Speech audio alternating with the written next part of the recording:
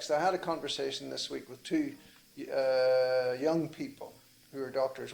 Both were, interestingly enough, both were clinical officers. Both went to CIU, my own university, and then they upgraded to become doctors. And both of them have started clinics in the bottom, what I call the bottom of the pyramid, middle lower part. And one guy told me, he said, what my aim is to try and break even running costs, and then we will try to get donors to give us the capital costs, so I can get an MRI and stuff like that. So it was really a political economy, so to speak, the economy. And I think that something changed with modernity, in which youthfulness was being defined by completing university and so on and so forth, and then having children. No, in traditional societies, a man who has children is not necessarily an adult.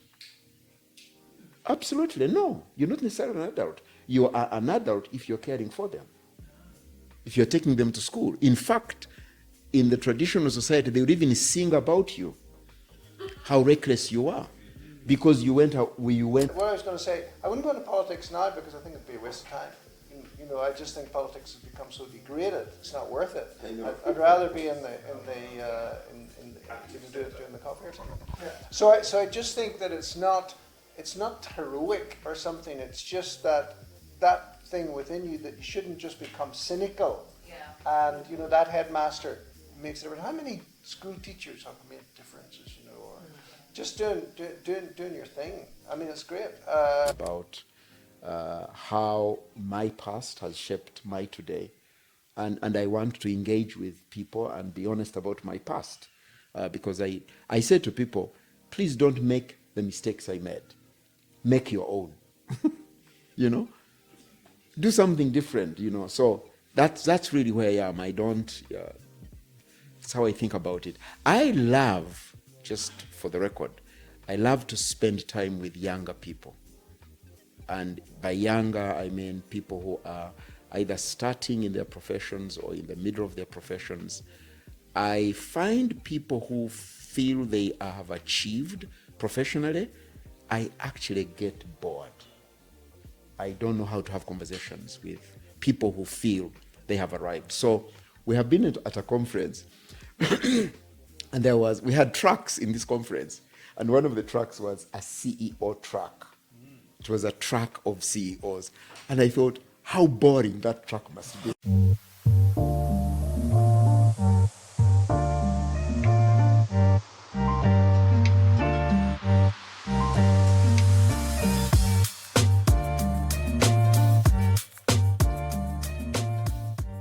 All right, welcome back to another episode of the Two Sages podcast. We are very happy to have you back with us. We hope you've enjoyed our previous discussion with our very first guest. And today we have made it double. We have two guests with us on top of the two sages.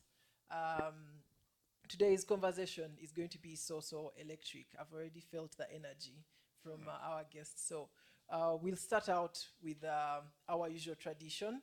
We have a tradition where we share some kind of highlights from the last time we met. Should they tell us first who they are? No. We are also interested in these highlights. Okay. Yeah. You should tell us who they are.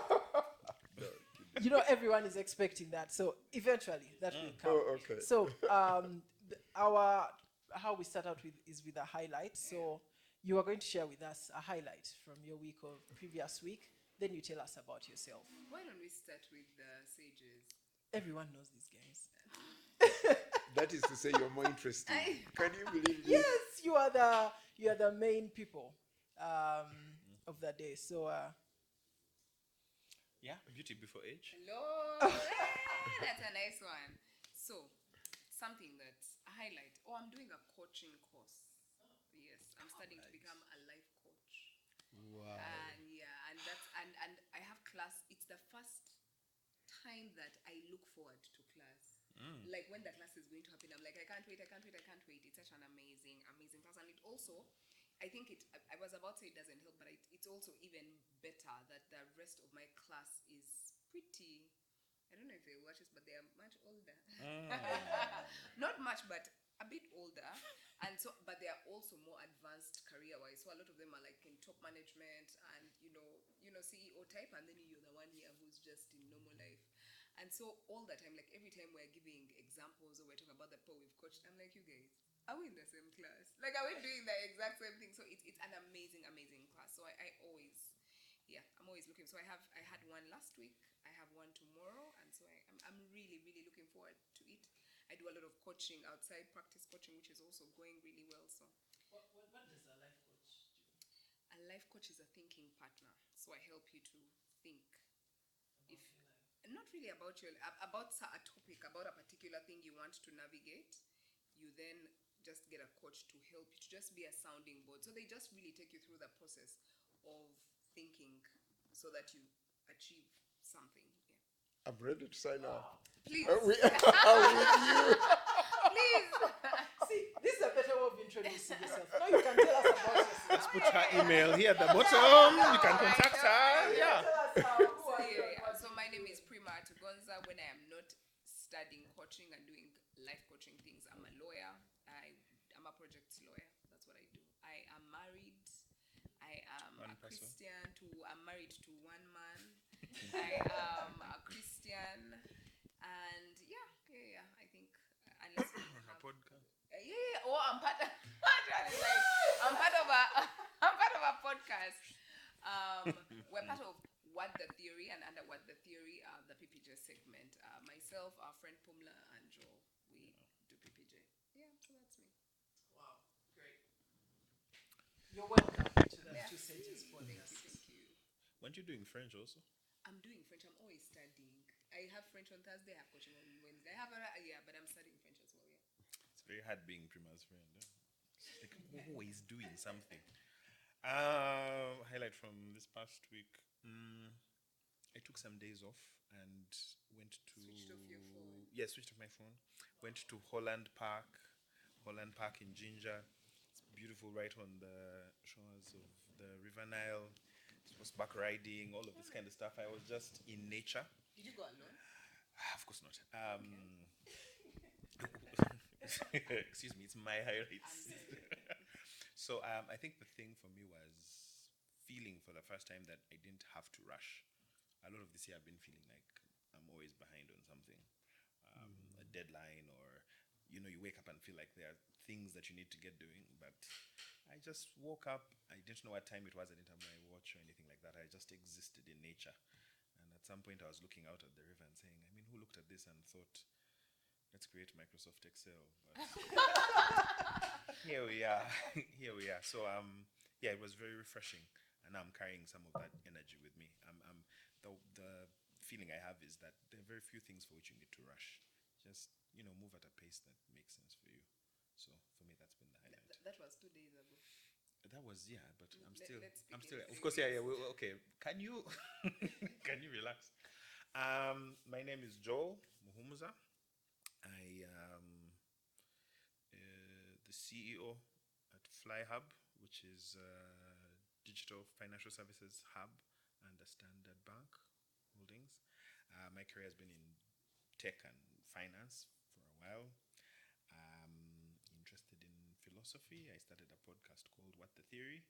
At some point I invited some of my friends to be on. That became PPJ. And I'm really interested to see what the day is going to be like. Yeah. Oh, that's great. And I kind of have lived these many years. It's very rare when I feel I don't have to rush. How I have lost so much. So please give me the secret. Just be where your There's feet still are. hope. Be where your feet are. Okay. Yeah. Highlight of the week is my grandson. So he's totally amazing. The youngest of 8, which is phenomenal. So he's learning to speak words, and it's just fantastic. And the other day, he simply, in an excited way, rushed to me. He's only 1 year and a quarter, and he just rushed and said, "Jaja, ta ta ta ta ta." I was like, wow, rushed into my arms, and it was just, yeah, I mean, lovely, lovely. The other thing that amazes me about him, I'm really intrigued by him, is that he has a mind of his own. And he expresses it with some strength. He's got your genes.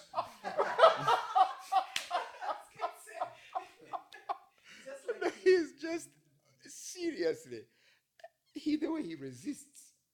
And he's just 1 year and a quarter. And I'm like, hello. So that's really been awesome. Lovely. I loved Is it. that different for you, for your grandchild versus your children? Is the experience completely different? With and the fascination, and is it different? Absolutely, it's completely different. First of all, anytime our children ask me about their young times, You've forgotten. I refer to Theodora. I said, please ask them. Yeah. So You I were don't have much busy. memory of that Yeah. time. Yeah. It's not because I was rushing. No. But maybe. Yeah. So I think, I mean, you also, there's a greater awareness of this new parenting. Yeah. So it's fantastic. It's just amazing. Yeah. Yes. Me? Yeah. I didn't do anything interesting. But I do wake up in the mornings. The sun rises over here, you know, and you wake up in the mornings at 6:30, and between 6 and 6:30, the sky is kind of pink. You know, the sun's coming up, and you're looking over Lake Victoria, and I just think, oh wow, you know, this is just actually the whole experience of being alive. Yeah. And I think that because I've lived longer than anybody else in this room, you know, I appreciate. You are going to have to announce. I was shy to ask. Thank you. This is so important. How many sunsets? Yeah, at a Sunrise. certain stage, he might put me in my place. So. There's a friend of mine who's about, my goodness, he must be like in his late 80s now. And he talks about the numerator and the denominator. You know, so as the denominator gets bigger, you know, The numerator, like, well, the whole thing gets smaller. So I think actually, you know, just what you're saying, Joel, just appreciating life sometimes, you know, and just taking the moment. But I don't think if I get too many moments, I'll be bored. Yeah. You know, so. And I was having a discussion with one of my business partners, and both of our wives have said to us, "But why are you doing that?" You know, and we're like, well, "Yeah, but why not?" You know? And it's kind of a, you know, to me, life is that mixture. Maybe if you're a Buddhist monk, or you're someone who's very, very good at meditation, you can slow your mental processes down and do all that. Otherwise, I think, and I don't think we're dissimilar in this, you have to have a mixture of this sort of action And then and you the have to swing. contemplation and the thinking. Did you say? I was interested in what you said about a life coach is somebody who helps someone to organize their thinking around a problem or a subject. And I was thinking, how's that? Because, you know, I often am a mentor to people. I don't think I'm not a life coach then. I don't try to organize them. Yeah. I just maybe give some of my own experiences and see how it maybe helped them to connect things and so on. But yeah, I haven't done much, but I've been thinking, you know, it's good to be alive. Yeah. So, you know, we have experienced lots of things together. Mm-hmm. I really need to experience this sunrise. So, consider it. Consider your request. You know, when the sun comes up and you wake up and you say, You sound the pleasure. I think how he has asked on the podcast, he's like, please For the consider. public. But you should come. You should come down to my farm and you get the same experience because you're on the hill and the sun rises. You know, oh, it's lovely. It's Yeah. great. I So, think you've guys, been there since the I farm. had Yeah, I need to. the coffee. Yeah, the farm. Yeah. Come here to Yeah. the farm. Come Yeah. to the farm. Wow, those are very great highlights. This week, I think it was last week, I learned about this thing called amplitude in life, and this guy was talking about like most people. you think- Amplitude. yeah, L-I, amplitude. amplitude, like the waves. Yeah, like we are sold this thing that life has to be very high, but he was saying, according to him, that every high comes with an equally low. So it's like it's like having highlights as simple as starting a course or seeing a sunset or going away for it's like really good. So that's awesome. My highlight was a coincidence. I'm reading this book on how innovation can transform countries out of poverty. And I think I have this friend that I met in Nigeria. He's so obsessed with the Nobel Prizes. Every time for the Nobel Prizes, he posts about them. And so he posted about the one in economics. And coincidentally, the book I'm reading is about the work that won the Nobel Prize in economics this year. But the work that won the Nobel Prize is about how innovation actually takes countries out of poverty, my area of work. And these people's work was really about how it requires not just the innovations themselves, but they did an analysis of what cultures are needed, what kind of political climate is needed, and economics behind that, and there's a whole bunch of stuff. I just felt, I don't know why, I felt good, like coincidence. I was like, I've been reading about this stuff. So, I'm actually curious, David. You're always reading, you know. I can't remember you sharing a very light, other than I enjoyed this reading. I don't remember. It's just my confession. So, when you want to just Relax. I know books are fun for you, Yeah, so that's yeah, okay. yeah. I take it. I do a lot of other things. I was talking to my friend. He's at John Hopkins. He does AI, and he listen. I want to show you what else I do. So he asked me, this stuff can be tight. How do you keep up? I told him, oh man, I do a lot of stuff. I climb. If I was not here, I would be at the quarry climbing. Every Tuesday I climb. I swim on Fridays. I go to the gym. Are you saying how he's looking? He's like, I am. I play the guitar and yeah. Every Thursday. No, once in a while, but guys, Sorry. But okay, for my in my defense, David, breathe. I'm catching up for all the other deficits of readers in the country.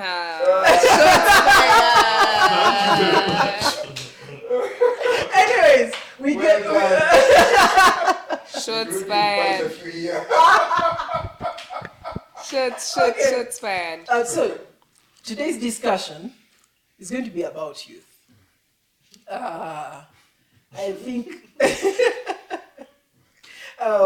we should start with laying ground for what that is, either in terms of like the definition or from experience, not per se like dictionary wise.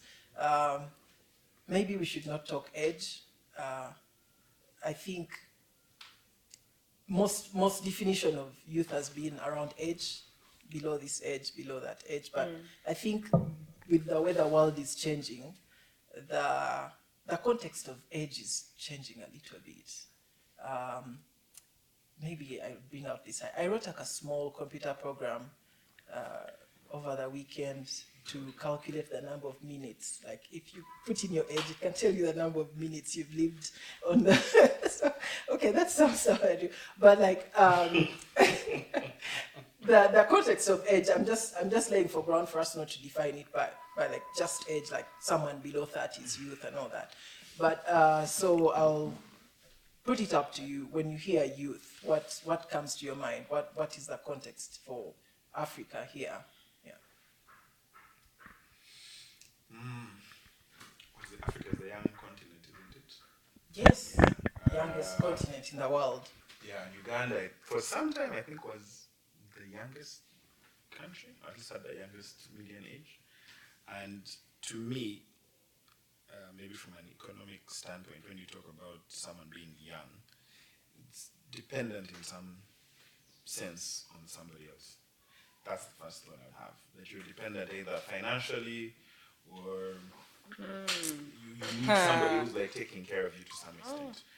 And the other definition for me is that you still have way more ahead of you than you think behind you. Sometimes I still think I'm very youthful because I still think about the things that are ahead of me, the things that are to come. But I've also noticed over time that nostalgia starts to kick in. Like the minute the people I'm around are saying, "Oh, the good old days. Oh, remember when this was?" Yeah. Like there seems to be more attractive behind you than there is in front of you. My parents are getting older, and now when they speak about, their future, it's in hushed tones. They don't speak. Like, "Oh, I'm very excited about my time." It's like, yeah, we shall see what will happen. They don't put definite timelines there. It's dark and. Yeah, I think, John, That's one. there's one thing I want to say about that, because, it's a mindset. Yeah. I mean, youth I think, is also a mindset. Because, I mean, I'm chronologically, I'm quite old, but one of the things I've very much enjoyed about Uganda is the lack of stratification in age. And so, I mean, of course, I'm in now to the university, it's full of young people. Yeah. I work with young people like David here. And I think that I think I'm not trying to sort of be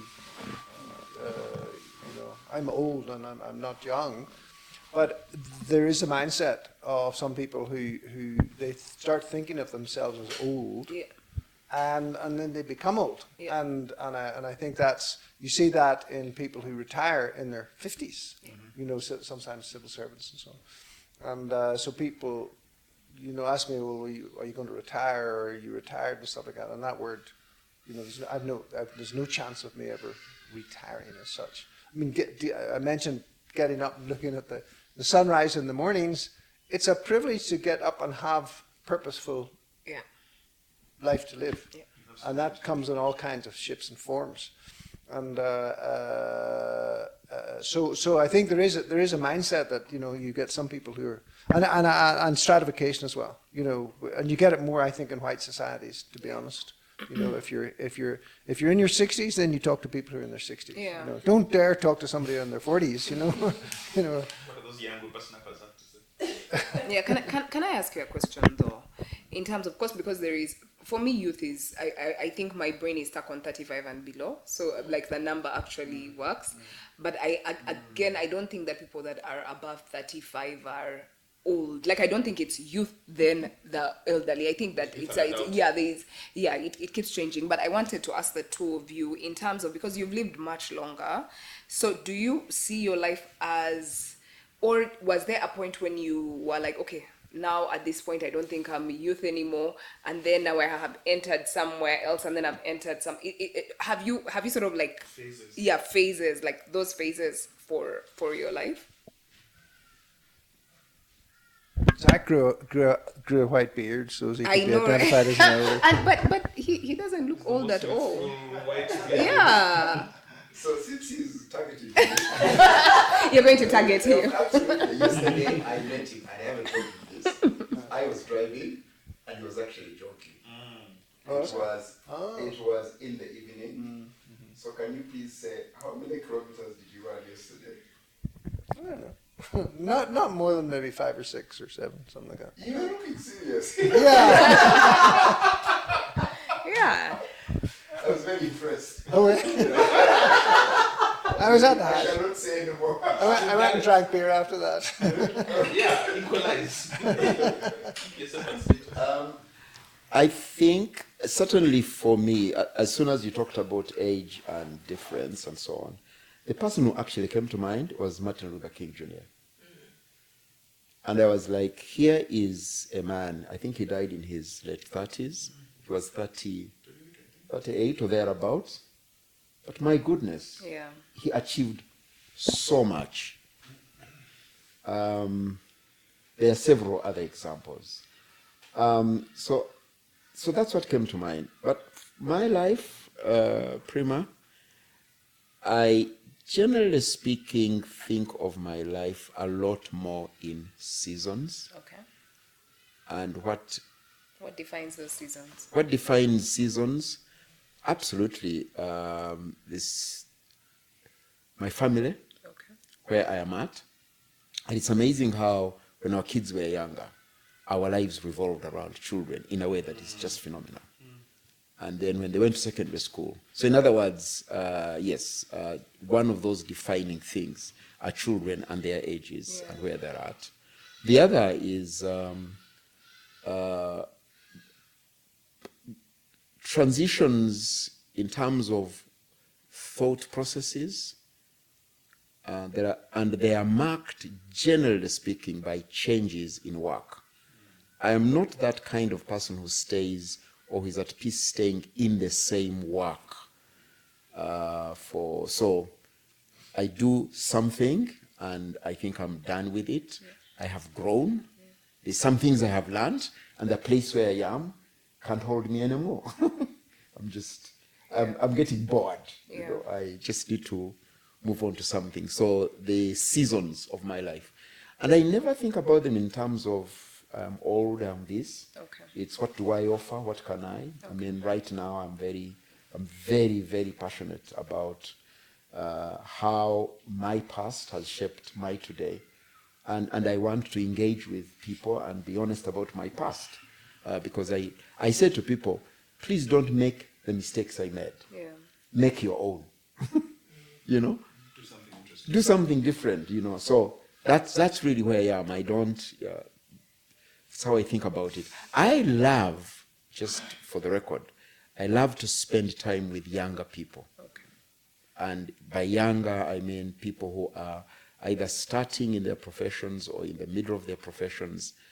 I find people who feel they have achieved professionally, I actually get bored. I don't know how to have conversations with people who feel they have arrived. So we have been at a conference, and we had tracks in this conference, and one of the tracks was a CEO track. It was a track of CEOs, and I thought, how boring that track was. What do CEOs tell themselves? You know, so I was like, no, I certainly wouldn't. Yeah. You know, so. Okay. Interesting. Do you want to add more on that? No. It really was a question about if it's sort of phase. Yeah. I want to ask something about what you said and what Ian said. Because you've mentioned things that are traditional markers for, you have a family, maybe you have work. Like there's sort of traditional markers that then socially people see you as an adult. Because you can think you're an adult. I thought I was an adult before the world saw me as an adult. Beating my chest as a 17-year-old saying, I can do what I want. And my dad was like, please, you don't even have any money. Down.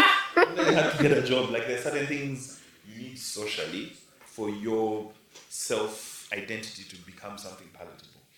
And you were saying something about reading the Nobel Prize piece, and one of the I think it was one on sociology, the discovery that the traditional markers for people to move from one phase to another are disappearing.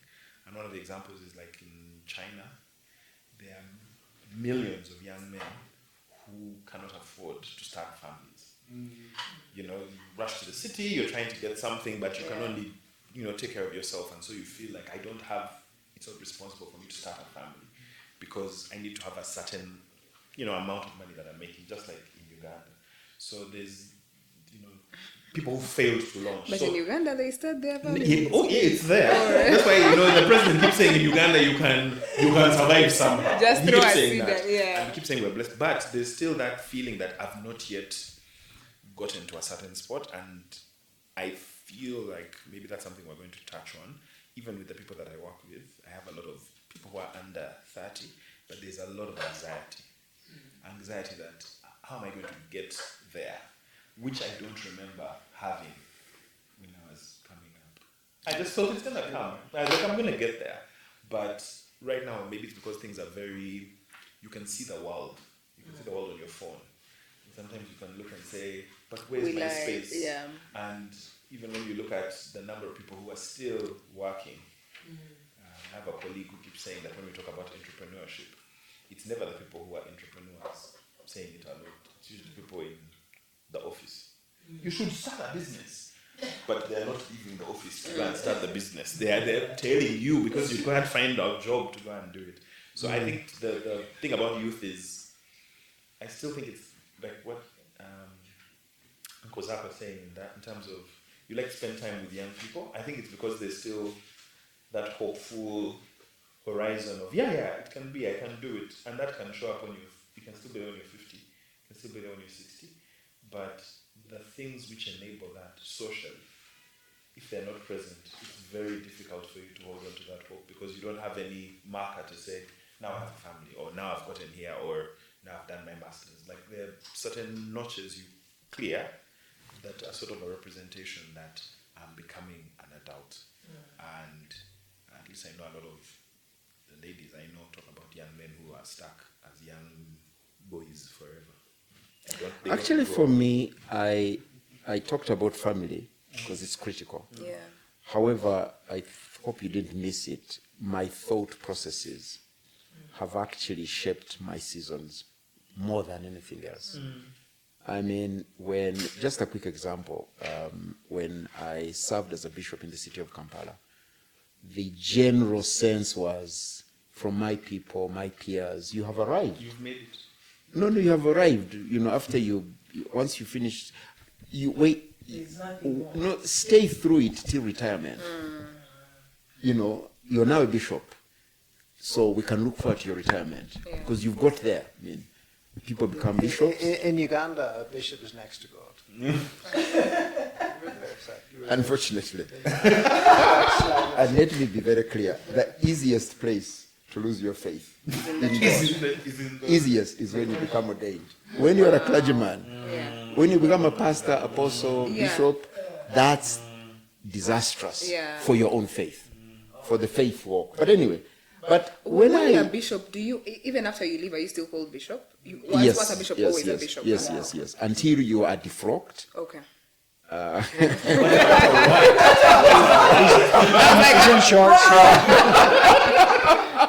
And you can put a proposal if you want, and they take you through a disciplinary process. Okay. So if any of you wants to make a presentation, I am ready for it. Anyway, so no, when I did, and this is the point, I was in church, I was a pastoral administrator, I was seeking to create, so on and on and on.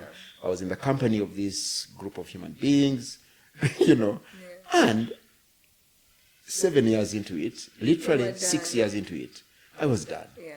I was like, no. I came to the conclusion it's impossible to pursue the cause of justice as a bishop. Yeah.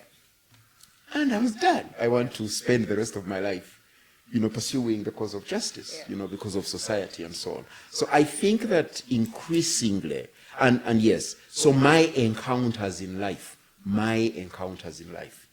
I mean, my first life, I encountered Uganda. I traveled the whole of Uganda, as a young, evangelist, all over Uganda. Yeah. Once I saw the whole of Uganda, You were done. I was done, Yeah. And I was like, so then I moved to, but it wasn't a process of now I have matured, no. Okay. And each of these stages, I really had the sense I needed to read something that would help me for it. Okay.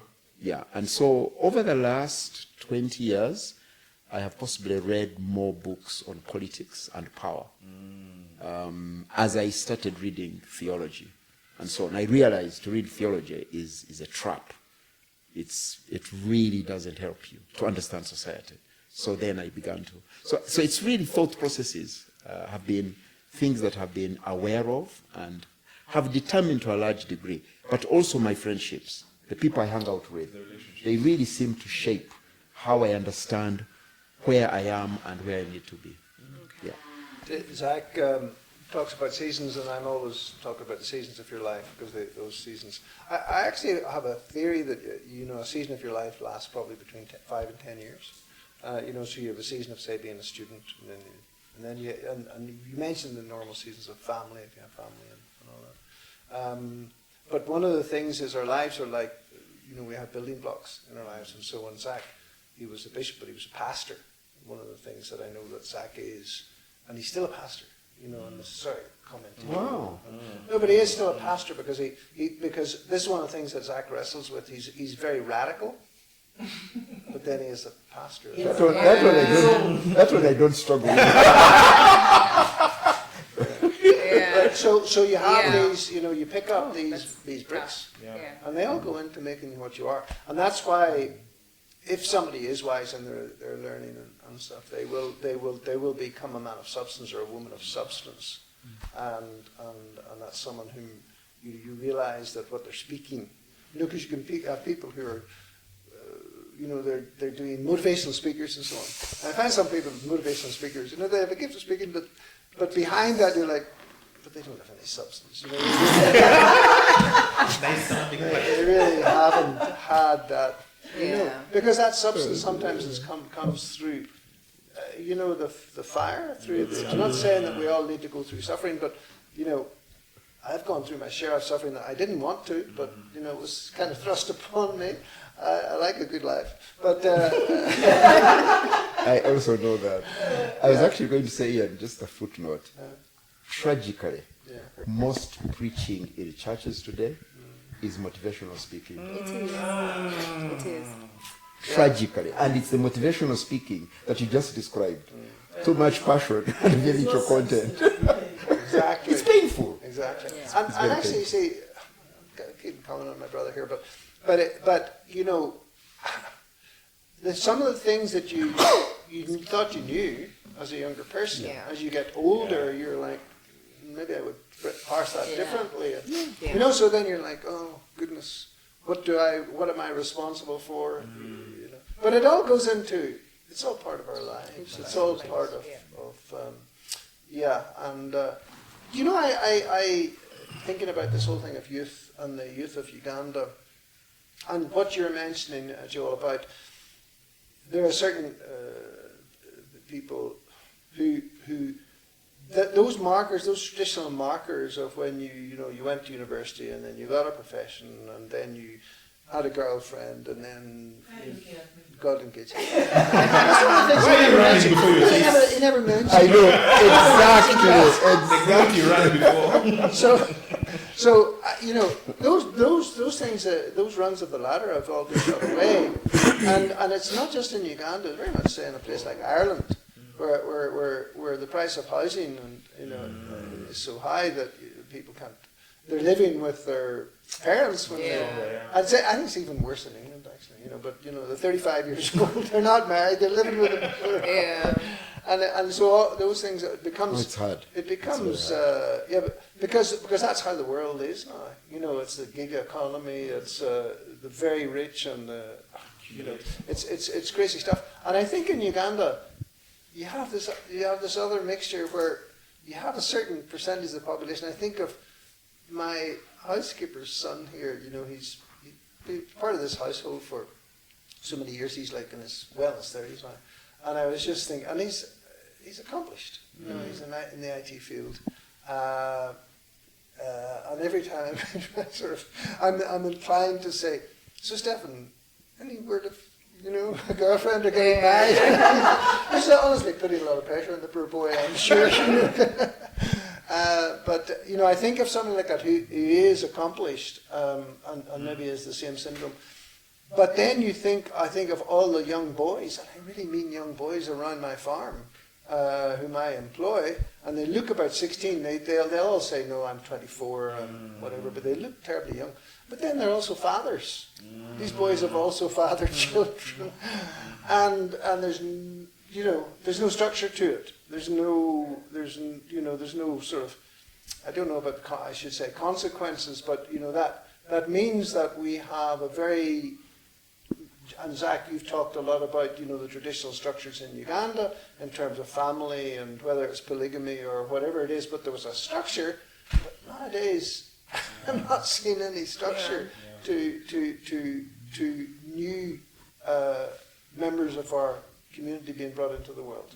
And that really bothers me. And I seem to be the only person it bothers.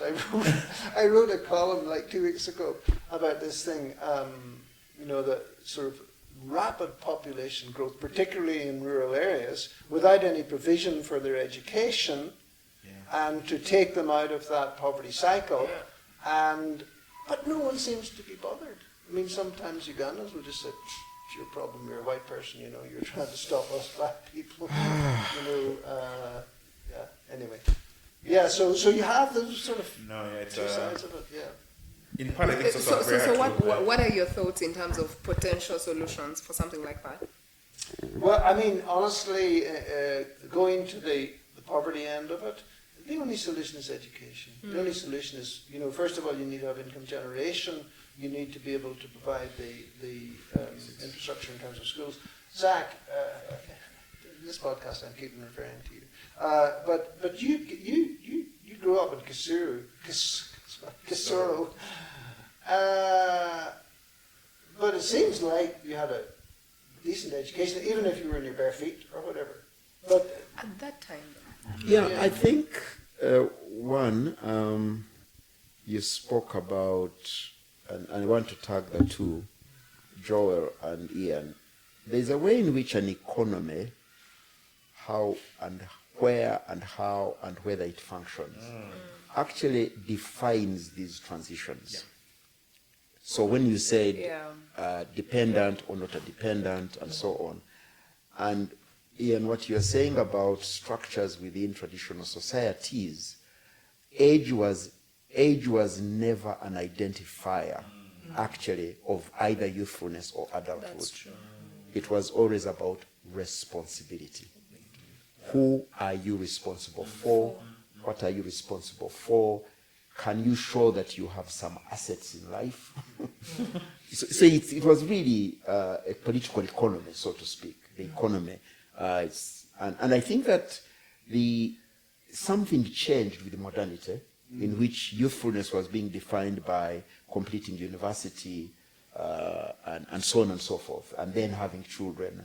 No, in traditional societies, a man who has children is not necessarily an adult.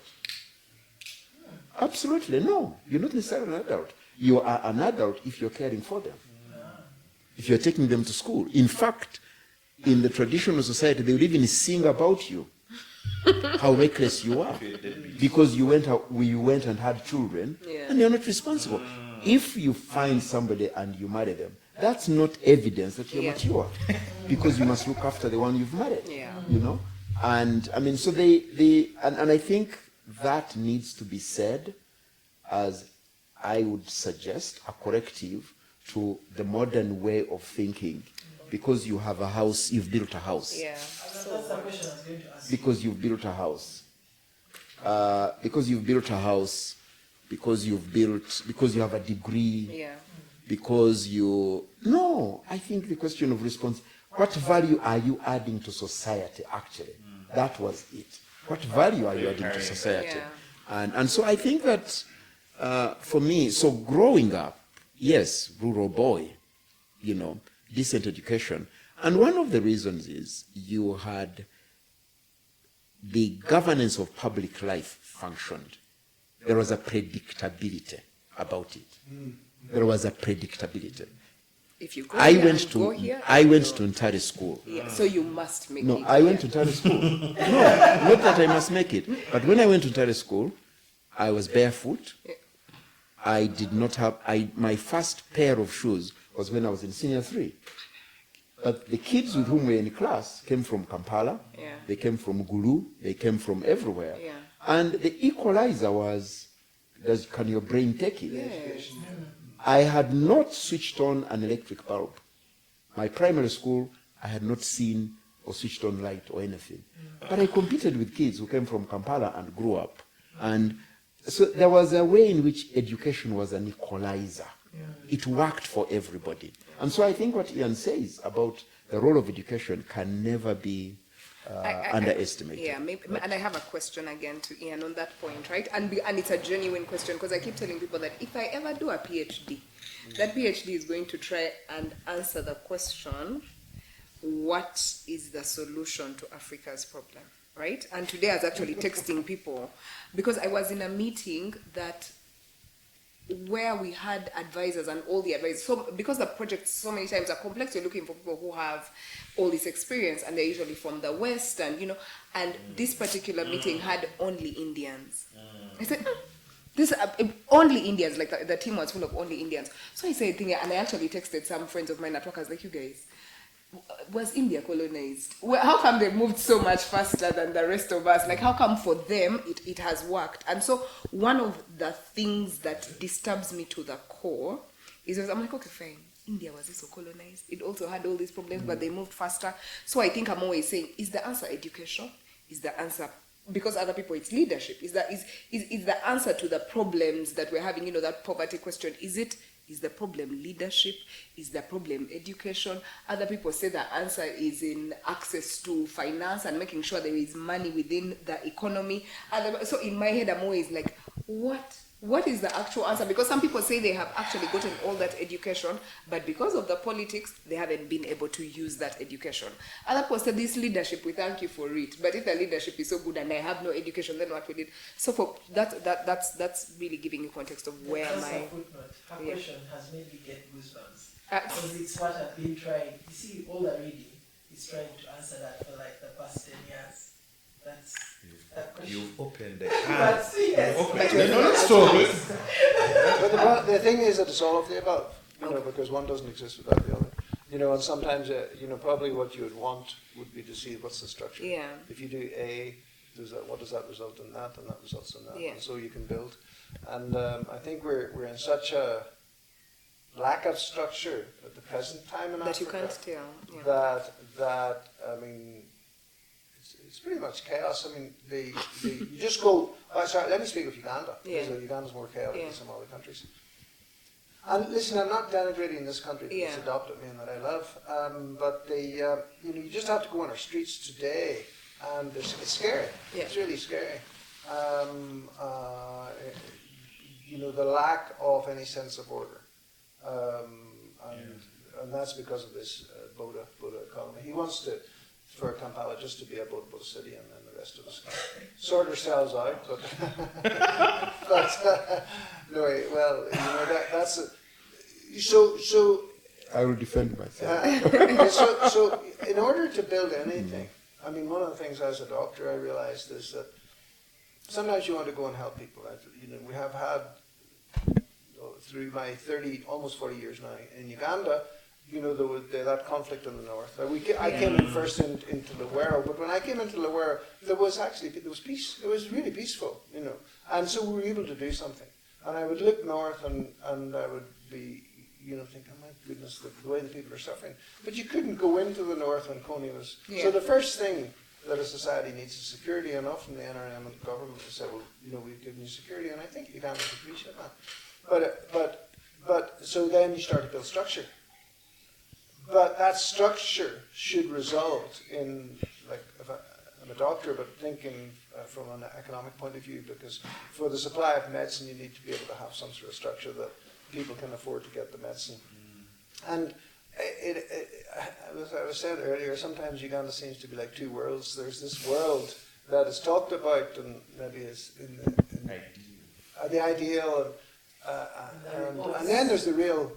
Okay, so to give you an example, a good example is there was a presidential CEO forum in Fort Portal, because Fort Portal's tourism city. And so it was one, and all the tour agents went up there and so on. And the president couldn't come, but the prime minister came. And the prime minister flew up by helicopter because the road is so bad. You can't get the Yeah. So those are the two realities. You have Yeah. tourism city, but you can't get to it. Because the road is so Yeah. and the prime minister has to come back up by helicopter. And there's so much that one is dealing with, and you're saying, look, let's just build a bit, you know. And I think I look across to Rwanda, and it's an much more authoritarian regime. But the guy, you know, he does tend to say, if we've got a program, it's going to be implemented. And so I suppose people know where they stand. So what do you? And I can't answer this question. Yeah. It's multi-layered. Yeah. It's so multi-layered. And, you know, do you get further with what I would call a chaotic democracy? Or a chaotic... I'll not use other words, actually. I don't want to get myself in trouble. But or a more autocratic type of regime. Like the Singapore example, Yeah. they always bring up Singapore and say, Yeah. Lee Kuan Yew said at some point, like, look, I'm going to drag this country into modernity. And often the comparison is made, like he made the comparison of India. And funny enough, yesterday we were talking to an Indian and a Chinese person, and they were saying at a certain point, the Indian gentleman was saying that he came to Uganda because of all the billion people that are in India. You can find hundreds of millions doing well, but you'll find other people living in the worst squalor ever. Like people go into the sewers to clean still up to now. And that's where he came from. And he says those two worlds are not disconnected. And his point, which I think still stands, is this disorder is not somehow an anathema from the way the rest of society works. I think the word anathema, sorry. Yeah. But what I mean is, like right now, it's very hard to understand that there are more slaves than have ever existed before, today. Right? But in our minds, we think slavery is done. Yep. So it's when you look at, whenever there's disorder somewhere, somebody is benefiting from it. Yeah. And when you try to break apart, that's when you see that resistance come. Yeah. And often I think the well-meaning people, because when I worked in development, you'd go and say, yeah, we're going to give these people access to finance. Yeah, we're going to give these guys education. But then you suddenly realize that now we have a lot of educated people with nothing to apply their education to.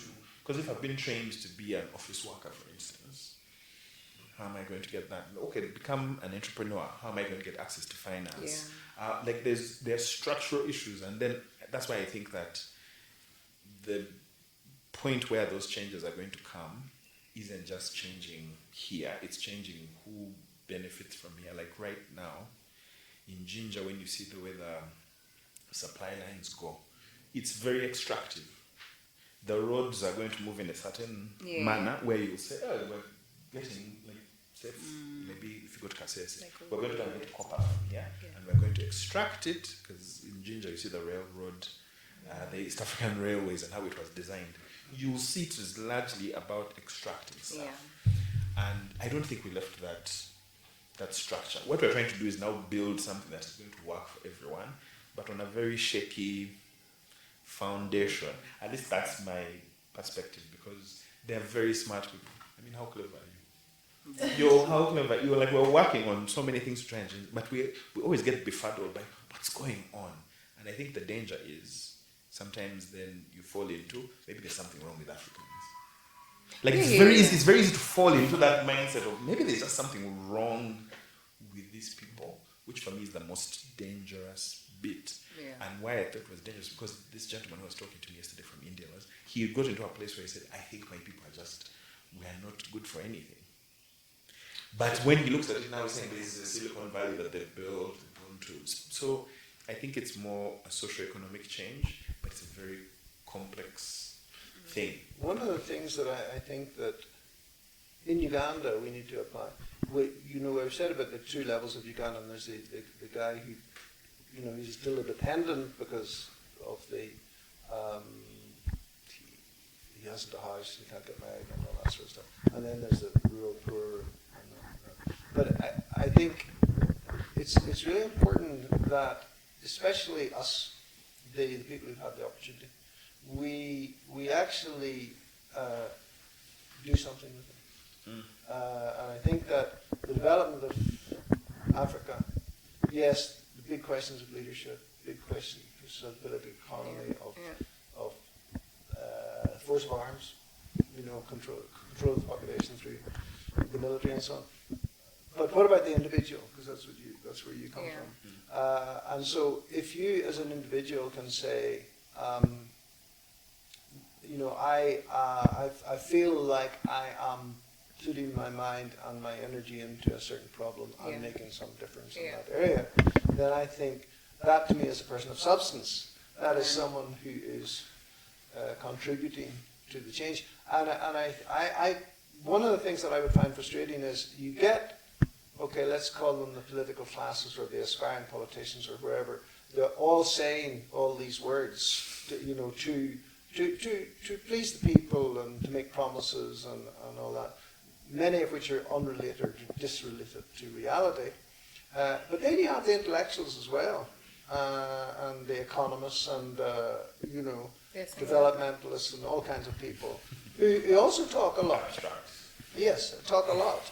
And analyse, very, very smart people, and analyse, they're much smarter than I am, and then they analyse to the nth degree what our issues are, but there's no, it's like, okay, but what's the solution? What do you, because even if you're doing a little bit, you still move forward a little bit. And it may be, maybe very, very huge issues that one is looking at, but I think Africans are good people, and they are. It's a very big generalisation, but what I mean is, the people I meet, they're often really amazing people. But there are many of those good people who are they're also befuddled. They're not making the difference. Yeah, the environment. So I possibly will come from this in a totally different angle from all of you. I don't think it's rocket science. Okay. In my view, it is simple. I think it's leadership. I saw that coming.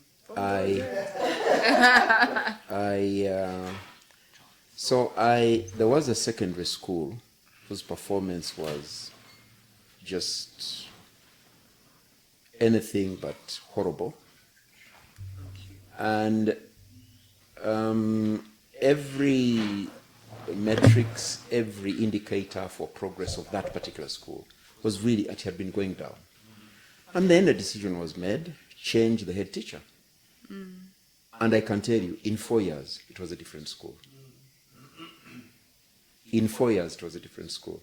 I am persuaded that leadership creates culture. Things don't just happen. Leadership creates structure. Leadership creates an environment in which people thrive. Now there are leaders who choose to lead by fear. And we have many of them. And I can assure you, any leader who leads a people by fear, it's not sustainable. It is sure to crumble. It might be seen, the roads are done, and so on and so forth. So I will judge leadership by the way in which it creates a culture in which people flourish, people become their best. The reason we speak about education and what it is one of those indicators of good or bad leadership. Okay. So Uganda's education system is horrible. It's evidence of horrible leadership. Uganda's healthcare system is as it is. I could go on and on. Now, all societies, my reading of history, go through phases of being conquered or conquering. All societies. All societies are crafted through processes of migration, and people migrate to opportunities. The other thing that has really surprised me is how immigrants often lead the quote-unquote indigenous, the people they find there, because they have an understanding of the risks that they face. So there is a way in which certain experiences form certain leadership qualities. And I think good leadership is very intentional on what experiences you open, and education is one of them. So I think it's that simple. I don't think it's that complicated. I think that leaders create economies. As Ian has told you, I am very focused right now. I try to read Africans before the invasion of the Europeans. Things worked. My grandmother lived up to 106 years. My grandmother. She had not visited a modern healthcare facility. She had access to herbs. She knew how the world worked with herbs. Modernity came. My father's generation, who survived the earlier childhood diseases, lived much longer than my generation. Yeah. So I think that, and I think if you go to traditional society, there is some lessons that we can learn from there. Humans don't change. Circumstances change, but human beings essentially are, and human beings, I think, must be led. So I think let's grapple with it. It's the quality of leadership that we have. We can't blame it on foreigners. Yeah. I think, as you say, whether it's India, I just came from, I was in the United States, I just came from Cape Town. When I came from Cape Town, I was like, this shouting about Cape Town, it's the most unequal. I went to the shanty towns of Cape Town, and I was like, what kind of leadership do you have here in this country? Why are Africans in squalor in South Africa? And let's face it, it's leadership. And if you don't, so for me, it's that simple in my view. Let me actually, I think I'm saying the same thing as you, because I feel like we are all leaders. And I feel like that's where I'm shifting it back. You know, we can say, leadership, and you look at the political leadership, you look at the, various leaderships. You mentioned the school. It was a headmaster. So that particular example, you can be a humble teacher. It's a very great profession to be a teacher. But I think all of us as individuals needs to say, how am I not exercising my role as a leader in the society? But Ian, you can't take away there are people we entrust. No, I'm not saying that. But you see, the thing so is, not everybody is entrusted, Ian. No. But I have a problem when you say everyone is a leader. No, Political for leadership, sure. yeah? I know that there's a lot of big issues that we can't deal with. But it doesn't take the responsibility away from us to take up our role, and that's what I'm making the difference, what Margaret Thatcher called the chattering classes, and the people who really make a difference. Yeah.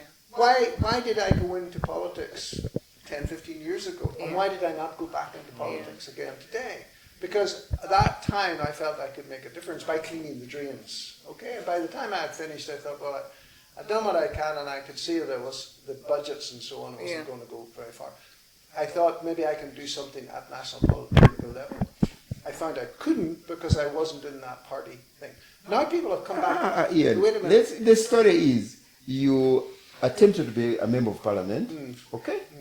And I think to simply say you couldn't be lead at the national level, I think it's not only unkind to yourself, because you're a national leader, you're a business leader. Yeah.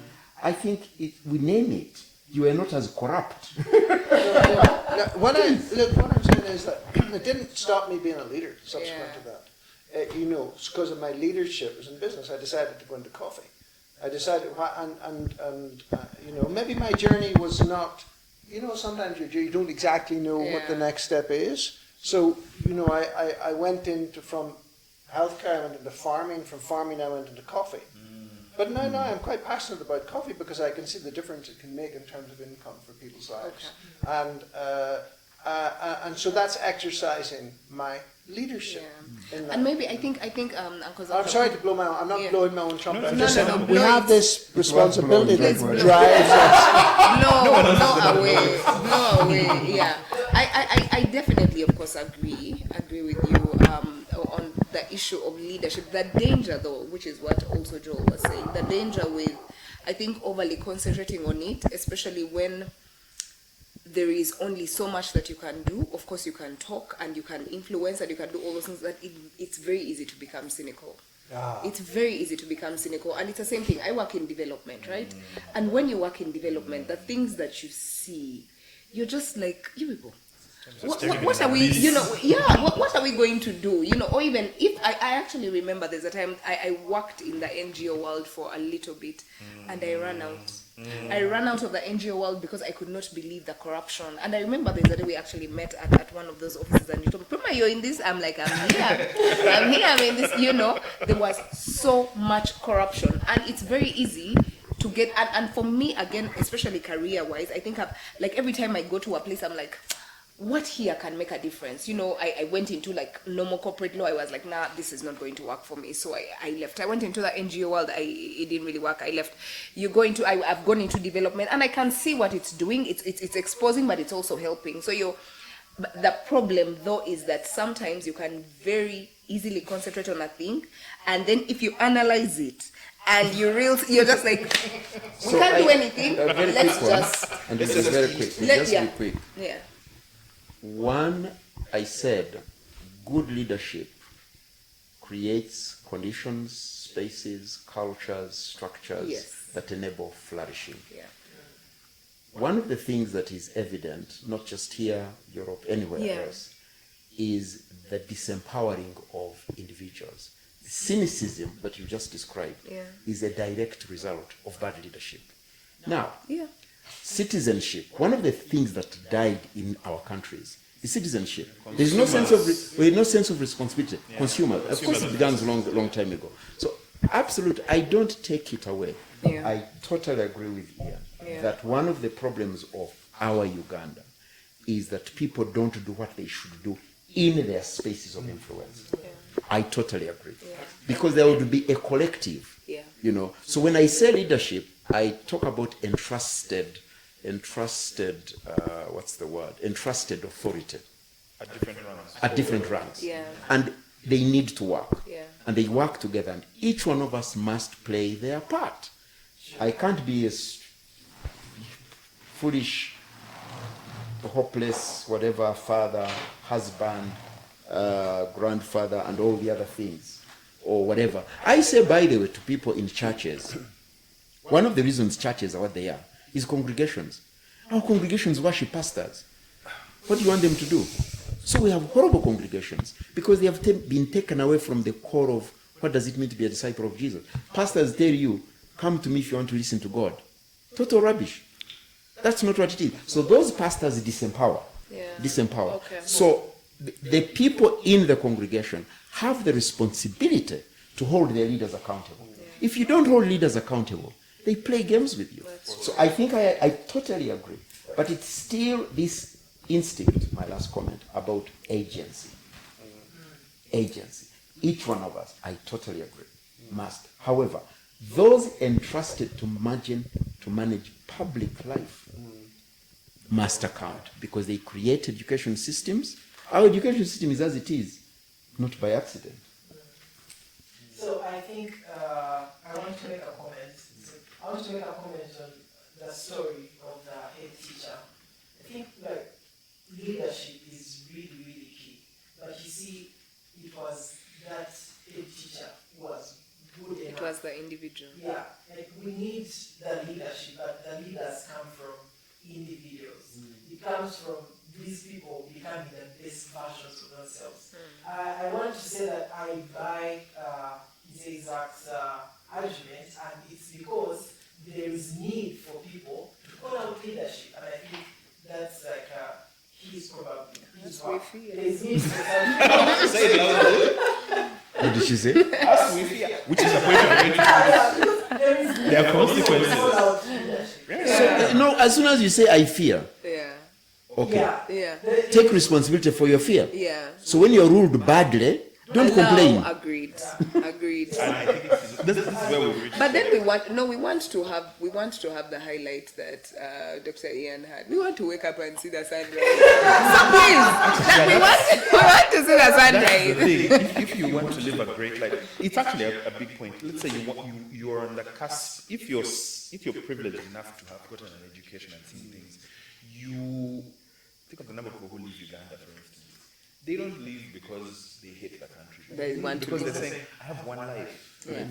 There's an abundance of things I want to enjoy. I want to have I want to have my kids go to a school that I think functions. I want to have the returns of the seeds I've planted. And you know, if you look through history, like you said, that you're a student of history, so many people had to fight for things that they would never see in their lifetime. Yeah. Like the African American experience for me, when I saw it, how people had to fight knowing I'm not going to see the end of this thing. I think we hope that we're going to see the fruits of what we're going to plant, but I think the scary thing that we all fight to admit is that maybe I won't see the fruits of this thing, but it's still worth fighting for. Now the question is, how do you maintain that it's still worth fighting for? To have like a fruitful failure. You're going to keep pushing and failing, but maybe it's going to allow for someone else to come, which is why I asked about the individual. Because if you start the story at the individual, my question is, where did that person come from? What were they bathed in? What angst made them go, you know what, this is unacceptable and I cannot sit quietly? What made Ian say, for instance, I've stayed where I am, humbly enjoying my spoils, but I'm not getting into the arena? He actually was driving a Mercedes Benz in the UK. And then he came here and went to the bushes of the world. And that's most of the things where you see, it's usually, they'll call it a class traitor. Someone who has the benefits of the cream of that society usually has to then come and say, no, this is not right. And I'm going to use my access and my privilege to make changes happen. Meaning you have to suffer things you don't necessarily have to. But I really haven't suffered. You know, I came to Uganda and, you know, this has been a country that's been very good to me. We were talking about this earlier. Do I have that privilege of being white privilege? White privilege versus Ian black privilege. It is a class. So I haven't done much suffering, but I do think that there is something in all of us that can say, this is worth pushing for. You know, I believe in this. What I was going to say, I wouldn't go into politics now because I think it'd be a waste of time. You know, I just think politics has become so degraded. It's not worth it. I'd rather be in the active sector, doing the coffee or something. Yeah. So I just think that it's not heroic or something. It's just that thing within you that you shouldn't just become cynical. Yeah. And you know, that headmaster makes it. How many school teachers have made differences? You know, or just doing your thing. I mean, it's great.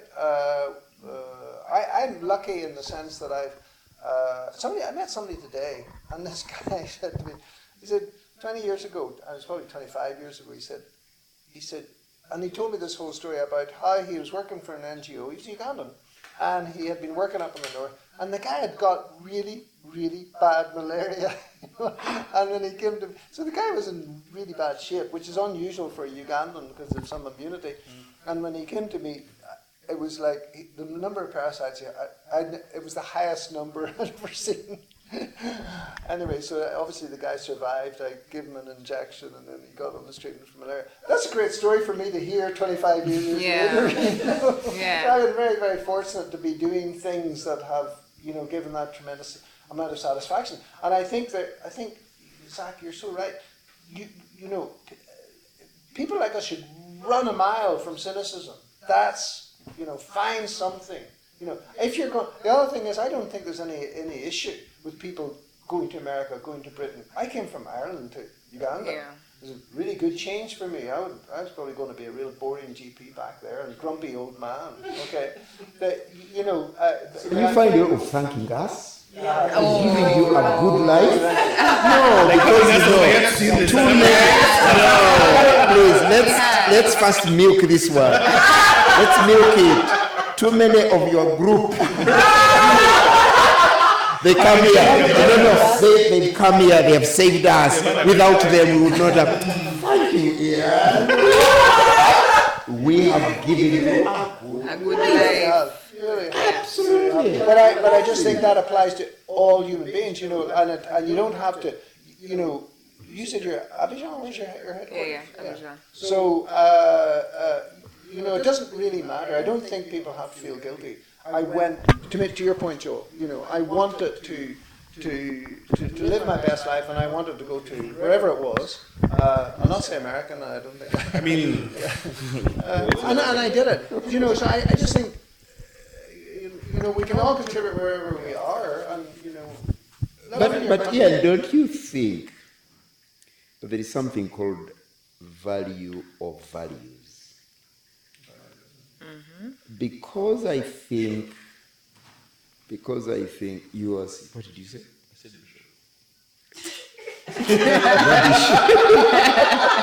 It's nothing to do. It's nothing to do.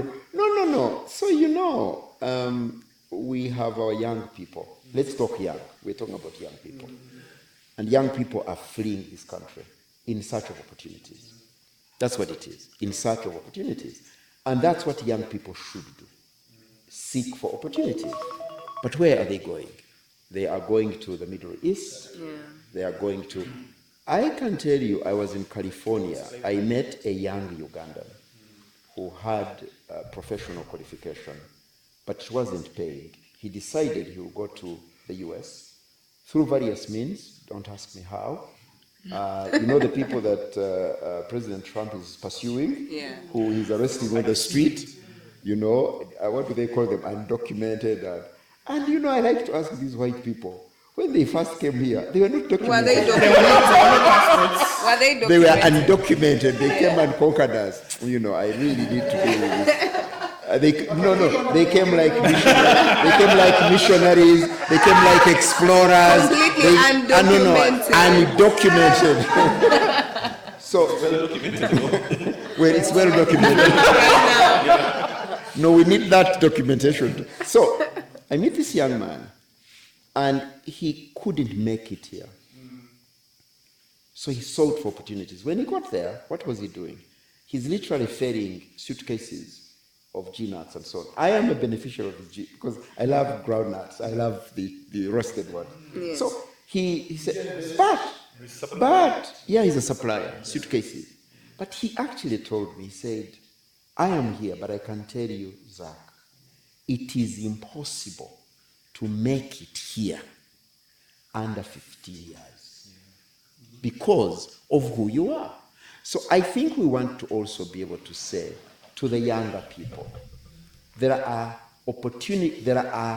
places and people that look like they are opportunities. Yeah.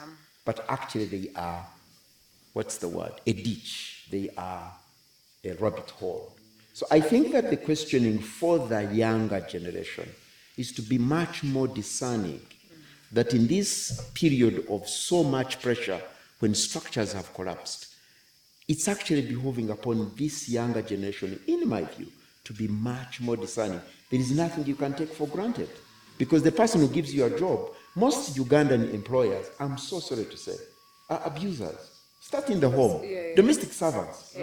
We abuse domestic servants. We don't, you know, people are paid 50,000 in domestic work, you know. And of course we go to our leadership and we say, why don't we have a minimum wage? So I think that the younger people need to be more discerning. So you are a young person in the UK, you are a GP, you are young, and you definitely are looking for opportunities that fulfill your passion in life.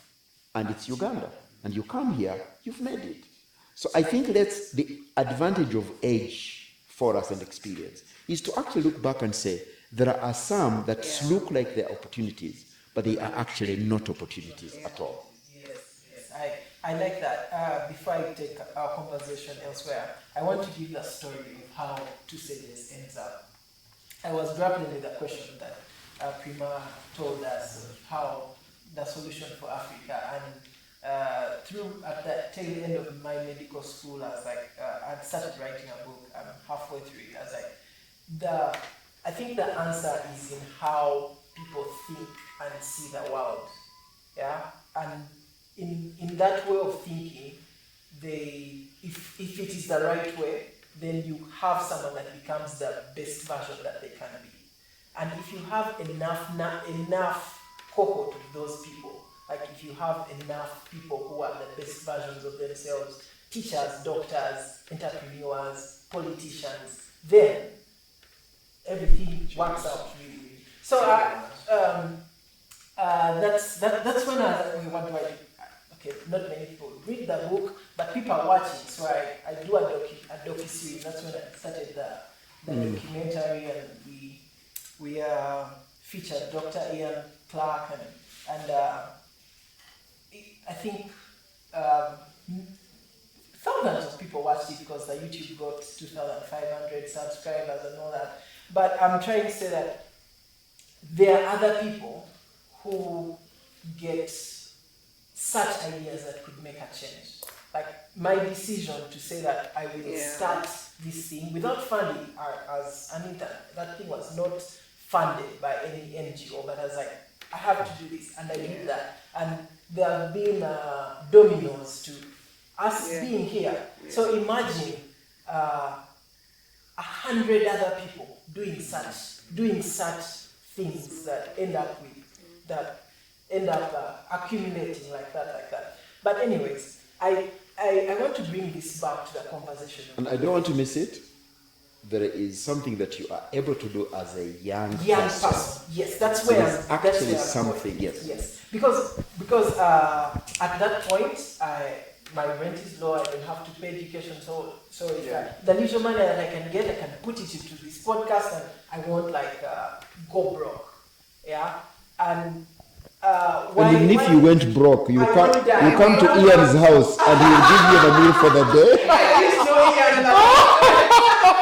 But why I'm going to why I think youth is an important point in life to discuss. It's that is I think from the definition that he gave us. You're still dependent, like someone still taking care of you. We got that definition of age. But for me, what it comes to is that this is the point at which you're able to do so much. Mm-hmm. Yeah, you're allowed to experiment. Yes, you have a lot of leeway to try. You have a lot of leeway to try, and so this is. And when you fail, the consequences are not as dire. I would say this is when potential is highest. Yes. Yeah. This is when potential is highest. Yeah. And that takes me, I just want to share some statistics. We mentioned the median age of Uganda is 16. And 50% of the 50 million people in this country are less than, I think it's less than 18 years. They're less than 18. So you would say Uganda has, this is just potential. Yeah, and it's the same for Africa, and we see that there are all those stats showing that this is where the highest potential is. The other parts of the world, their potential is going down. But at the same time, my interests, my work is in AI, so I read a lot and listen to these guys in AI. And one of the biggest factors for how AI will end up is energy, because the data centers that fuel this AI are based on energy. And I was looking around the energy sector of Africa. We 85% of the world that doesn't have electricity is on this continent. So that means that where the highest potential is, there is the least there's the least energy. Like our continent has 29% of the global potential for solar, but we only use 2%. And I started out with good statistics. I'm not giving you the bad ones. The last bad one is one of the worst things in the world is war. Like we've talked about this, how war is just bad for everything. It's the worst thing. In last year, there were around 61 state-based conflicts. 21 of those are here, where we have the most potential. They don't make the news, but the most war is here, the most war. So there are all these things, these facts about how. And what were the good statistics? We have the potential. That one like this. I thought you had more. You don't end depressed. Let's run out of cynicism. Like that, for me, that statistic, young people, is overshadows everybody. Well, let me go back to this education thing again, and back to your questions. Because you said leadership is so important, but I feel like I'm thinking about the potential for young people. What you said, people going to Saudi Arabia, going to Dubai, going to sort of modern forms of slavery. But these poor girls from Imbrara, wherever they come from, and they end up in domestic servitude in some of these other countries. It's because they have no options.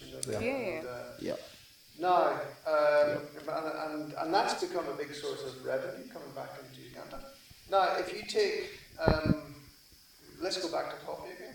I believe that the potential for coffee in Uganda is I'm not to say it's unlimited, there's no such thing as unlimited, but I believe that we're not tapping the potential of markets and growing coffee, realising their potential at all. But a lot of what's happening in Uganda, a lot of those young people in rural areas, they sell a bit of land, they get some money, and they go and ride a motorcycle or Boda Boda. And so they get into the Boda economy. Now I was thinking about these guys riding motorcycles, they get cash every day.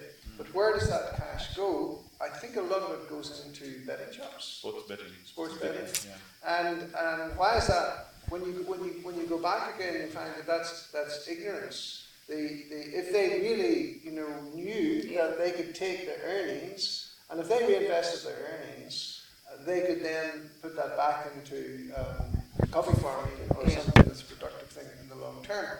But they don't actually know. They're very, very ignorant.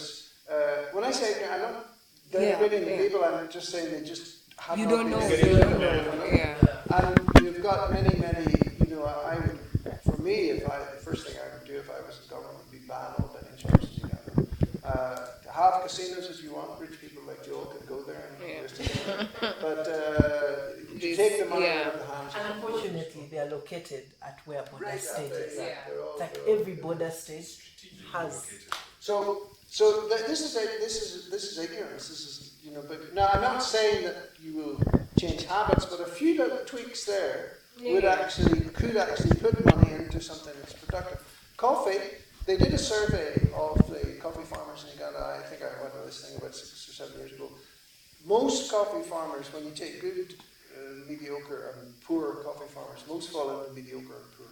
Yeah. Because of the lack of productivity, the lack of pest control, the lack of all good agronomic practices, including even picking. And people don't know. They don't know that if you prune your trees, some are doing it, with better education. You can, instead of getting a miserable amount of, a few kilos from your coffee, if you plant it properly and you do the right things, your productivity can go up tenfold. And so you could shift. So if people realize you don't actually have to go into Saudi Arabia, you could actually just do your coffee plantation better. And you could be producing an awful lot more money within Uganda in these things. But people are migrating off the land, going into Boda Bodas. Yeah. That money is going to the sports betting shops. They're going into Saudi for domestic. And yet it's sitting there in front of us stuff. There's not just coffee, there's cocoa. It's now like a big World Cup as well. And I'm looking at things that are exportable. I don't think there's much point in teaching people more tailoring because there's only a limited market. I agree. Yeah. So I wanted to just make a quick comment. For one, from experience, I regularly take Boda Boda. And one of the reasons I do is stories. And I will have a conversation with the person riding. How long have you done this? What have you benefited from it? Actually, what is true, that there are quite a number of men who've built little homes, who've paid school fees, who are responsible. So I think let that be out there as well. I think that one of the things I would say, back to your earlier question, that lacks in the generation, and I hear you on the individual effort. Individual efforts work within particular environments, and we can't deny environments. Where I was going to go is that rather than hope that the current political class, and by the way, another footnote, the study was done by a research student from Makerere, and actually reflected on how Boda Boda is a political class, is part of the political class. I would make the argument that to have the betting near the Boda Boda stages, it's not an accident. It's constructed. It's already, I was talking to my friend Prima here, how I was, one of the most transforming readings I ever did was The Prince, Machiavelli. Yeah. Yes. It really changed the way I see things. I realized that poverty is a project. Because in order to control a people, keep them poor. And so on. Where I was going to go is that rather than hope that somebody is going to do it, I think one of the other advantages of youthfulness is organizing. Young people can organize. And I think one of the things that's lacking in the youthfulness of today, young people are being organized, they are not organized. They're not organizing.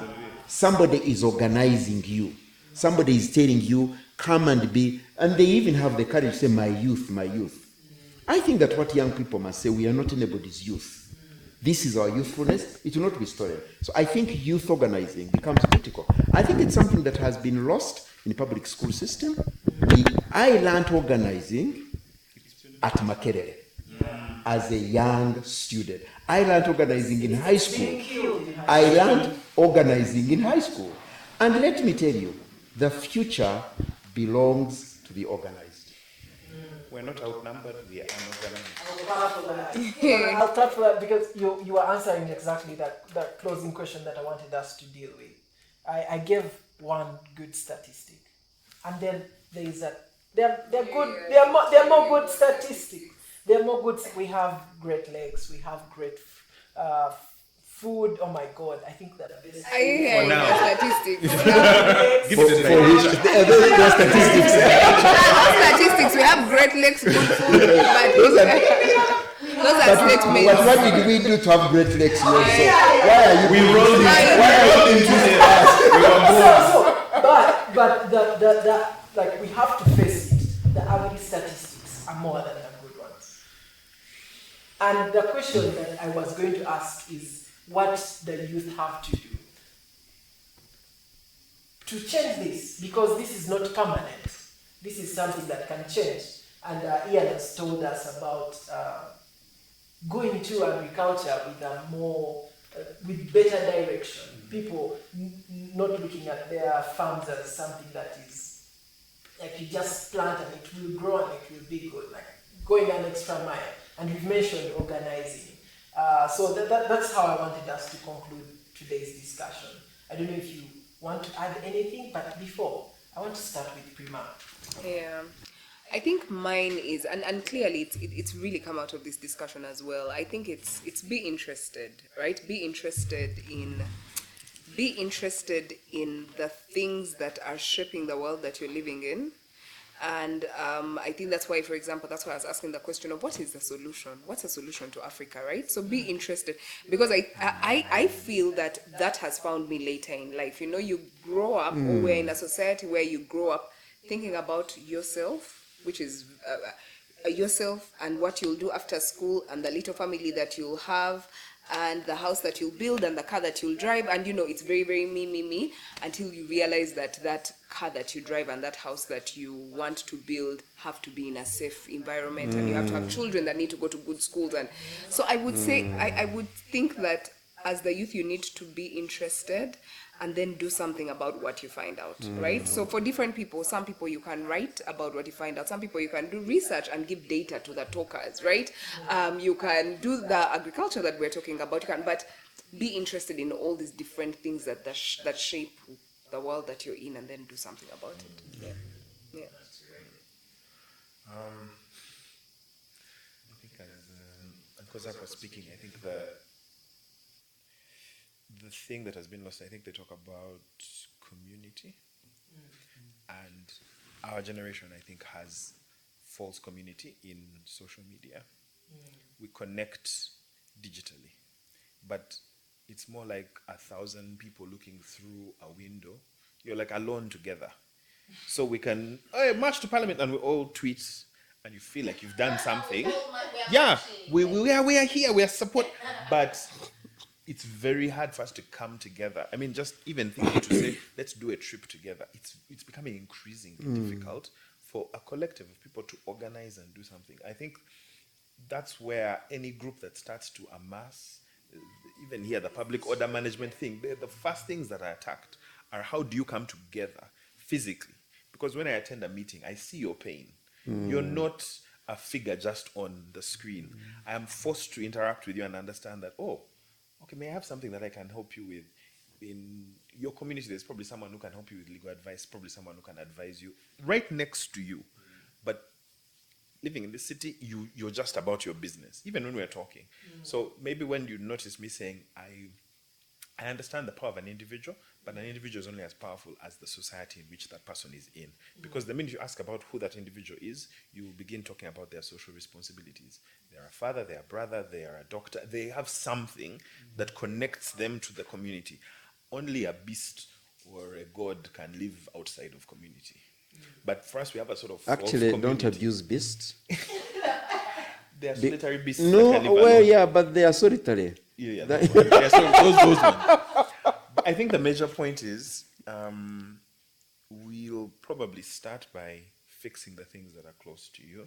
Yeah. And once you Yeah. try to fix Yeah. those things, you realize what resistance you're up against. yes. But you'll also see there are more people that are with you. And it's very hard to organize. It's really difficult, I won't lie. And sometimes I think the pressure that we put when we say, these young guys have to do something. I have a younger sister who keeps saying, this pressure, man. We're the ones who are going to solve the country. We're the ones who are going to, what are you old fools doing? You know, but then I also read like what's happening in Nepal, read what's happening in Madagascar. Like, people are getting fed up. And that being fed up has to leave just your own small circle of life to going, hey, we have something in common. Because trust me, the people who rule this world have their interests in common. They're very organized. They're very organized. You'll see, I work in banking. Banking is very organized. If you're to start a circle right now, you hear someone say, I'm going to start my own financial security alone, rather than collectively. That collective bit is really powerful, because once you're part of a collective, you get to get the benefits of all the plural strengths that are in the room. And that's the price of that community is inconvenience.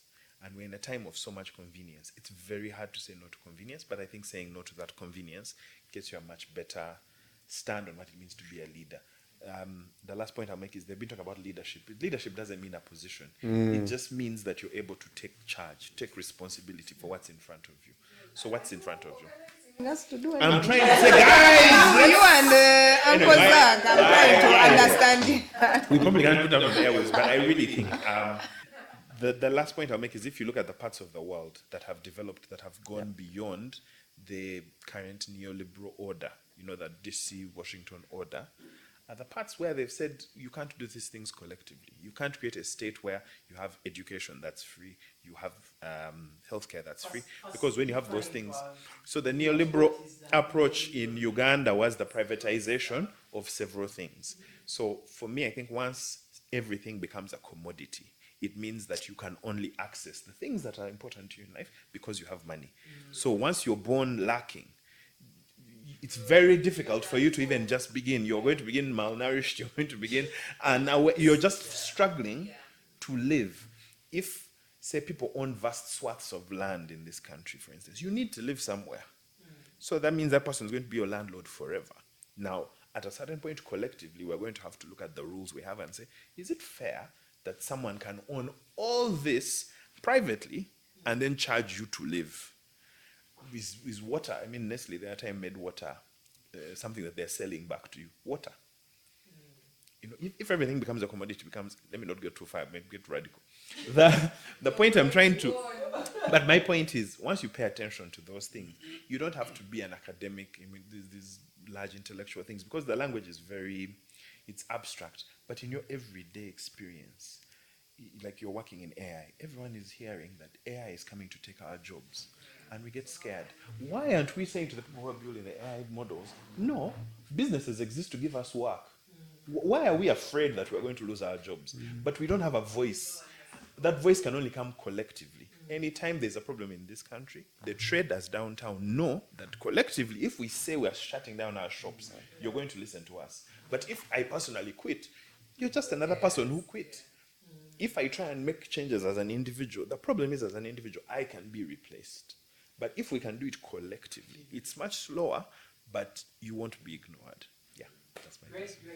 I really love that. It has reminded me when I was reading, like, what is the best thing that people can do?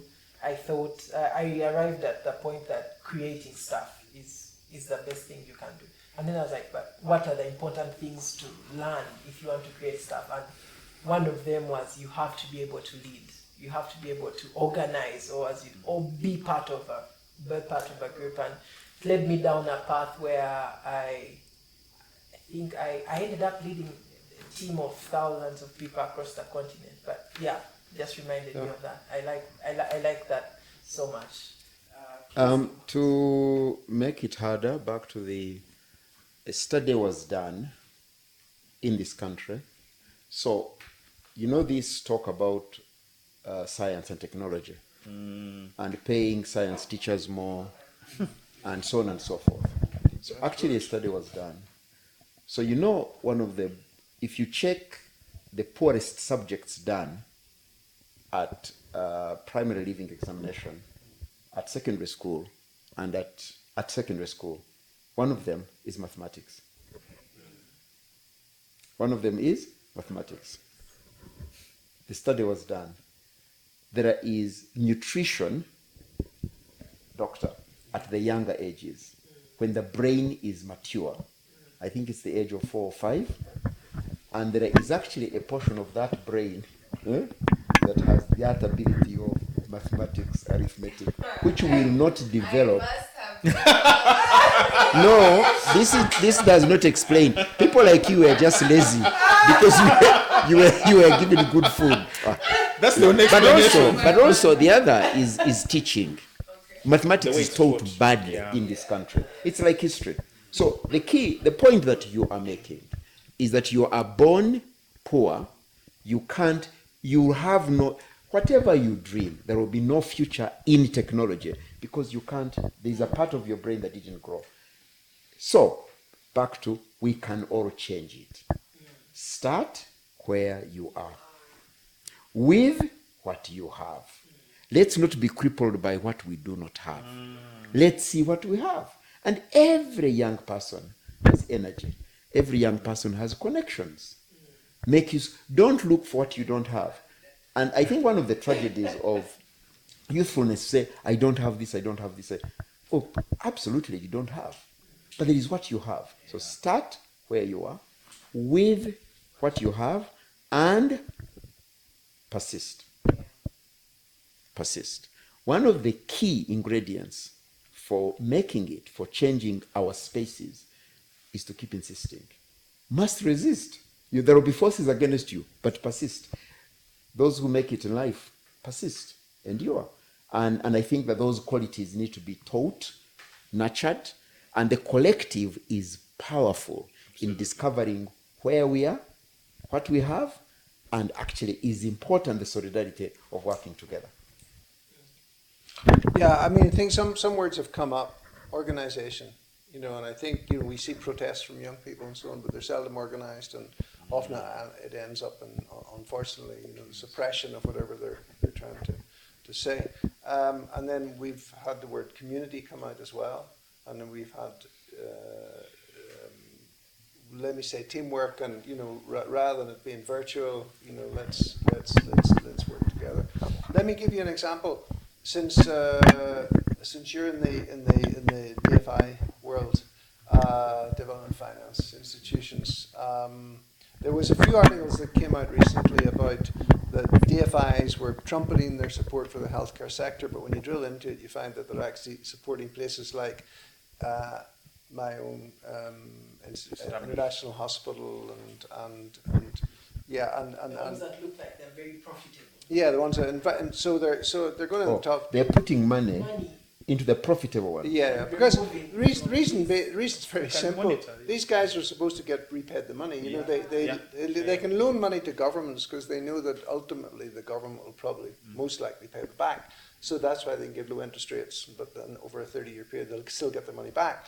But they're not charities, it's normal. So they would look at the healthcare sector. They said, "Oh, there's a growing private healthcare sector." There's a big report done about 15 years ago. And so they started putting the money into it, but they wanted to get the money back, so they put them into the institutions that were basically at the middle of the top. Yeah. So now, which is fine, because I mean, I'm all for. I think you need all parts of the healthcare system to work, and it's better if we have, an IHK that's got an MRIs and can do brain surgery than people have to be shipped out of the country. So I've known, but these guys, the journalists who did it from Bloomberg and some other institutions, were absolutely hypocritical. Because they went to the hospitals and they said, oh, you're turning away the poor, you know, because they can't pay. Oh dear, you know, and I was kind of like, I talked to someone. I said, so how does the healthcare system work in America? You know, you have to pay, I think, you know, and yet they were coming criticizing hospitals here who are based on a profit, you know, to make, and it's hard enough, I can tell you, to make a surplus. Now, I want to put this in context. I had a conversation this week with two young people who are doctors. Both were, interestingly enough, both were clinical officers. Both went to CIU, my own university, and then they upgraded to become doctors. And both of them have started clinics in the bottom, what I'd call the bottom of the pyramid, middle lower part. And one guy told me, he said, what my aim is to try and break even on running costs, and then we will try to get donors to give us the capital costs, you know, so I can get an MRI and stuff like that. I thought I had several thoughts about it. I thought, because the first hospital I started was Chiwoko Hospital, and it's heavily donor supported. I thought, you know what, there is no way to get to the bottom of the pyramid in healthcare and that these people can pay for it. It just doesn't work. It doesn't work in any country, you know, you have to have socialized health services. But if somebody's actually getting some money, you know, so they've started a clinic and they're generating some, you know, 50%, 70% of the running costs, then that's fantastic, because otherwise the whole burden is on the government to provide 100%. And you've got donors and often churches and well-wishers who are like, okay, well, if we can see you're delivering the service, we'll help you, but we're only contributing 10%, 20%, 30%. It's a very good model. So you run a commercial health center, you know, to break even or even make a surplus. Well, I said to these young guys, why don't you all get together? Because there was one guy in Umbrara, there's another guy in Kasanje, which is done. There's another one in Tororo, and actually there's some others who are working with somebody's trying to start a student center at CIU. If you got together and you give your rationale of what you're doing, and we're not trying to be, you know, we know that this can't be, it's hard to make the poor pay for all their care, so we're not trying to do that. However, we're actually saving a lot of money because we are bringing money into that sector, and you make your contribution. Now, the DFIs need to get the idea that if you're going to put money into that, you don't try to get all your money back. You know, yeah. So anyway, these three young doctors, they could start a whole federation. They can say, we've got health centers here, here, and here. We're doing this and this. This is many people we treated. Now you give us some money, and we will continue to make sure this is run as efficiently as possible, and we're reaching these people. And I say that because at the very same day, this lady got in touch with me. And I didn't know her from Adam or from Eve in this case. And she told me this. She got to my WhatsApp and she sent me all her medical tests, and she's got fibroids. Okay, not life-threatening, but they're growing. And I think she might have something else because it's painful. And I read her medical history, give her a little bit of advice, as you might have a pelvic family disease. And then she said, well, but I need money, And I said, look, I don't know you. I can't just give money to strangers. It doesn't work like that. And but then later in the day, I was talking to one of these doctors, and he said, well, look, tell you what, I told him about this lady, and he said, send her to me. And I thought, that's a good idea, because I know she'll get the care, it'll be a reasonable price, and I'm not going to give her any money, I'll pay him. So that's what we arranged. I thought, you know what, you could have a good model here, and it's young people. And the young guy called Hennon, and he's still doing it in final year medicine. He's already done his clinical medicine. Such a beautiful young man, his father had a hospital in Umbrara, and then he's repurposing it to a clinic. He needs help. But if you can get the networks and get that out, absolutely. It's amazing. So it brings together the whole thing of community, of really being in touch with each other, of being able to lead in your field, and it's practical. It's not something way up here. It's something. Wow, that's great. I think this has been an awesome conversation. shall definitely lead a part 3 after part 2. Absolutely. Look at Done. leadership. Anyway, He's organized. Yeah, organizer. This is great. This is great. I've loved this. I like the ending point that we've reached out. The highlight for me next month is that I'm going to meet these 6 friends of mine from medical school. We meet. We used to meet like every week when we're in med school, but now we meet like every other quarter, or now guys are like in, or yeah. So the people across the world, but the reason that we are meeting like this is because we have a joint unit trust. We have some things we own together, and yesterday one of the meetings I had was a brainstorming session, because our money is growing and we meet like, what shall we do with this money? So we have like discussions, and there's an Excel sheet, and we shall test out a couple of things. But I'm giving this story and because I want to share with the young people out there that this is possible. We started out putting aside 20K a month when we're in medical school. And now when you look at that, it has grown every other year. The money has been increasing, and now it's like 100K, 200K a month. And when you're together, that money is much. Yeah, like you're 7 people, means you're putting together 7. If it's 100K, it's 700K. Like it's, and if it's compounding over, we've known each other for like 6 years now, so you can imagine how much there is. But it's like you can start there. But you can start like that. I like the fact that we've arrived at the conclusion of organizing and working with people. But I think also needs to be said, 7 years. It's 7. You've had 7 years. It takes time. So you don't start and expect to harvest now. Yeah, it definitely. And I'd say I like where we've ended, because at first it's very easy, and maybe the conversation that it's very easy to, I think the cynicism many times comes when you stick to the political stuff, because it can just feel like, now that one, as in, because you feel so helpless, right, in terms of where we are. But I think now when you translate that, because the more we talked, the more I was like, so how do we translate these big words of community and of organizing and togetherness?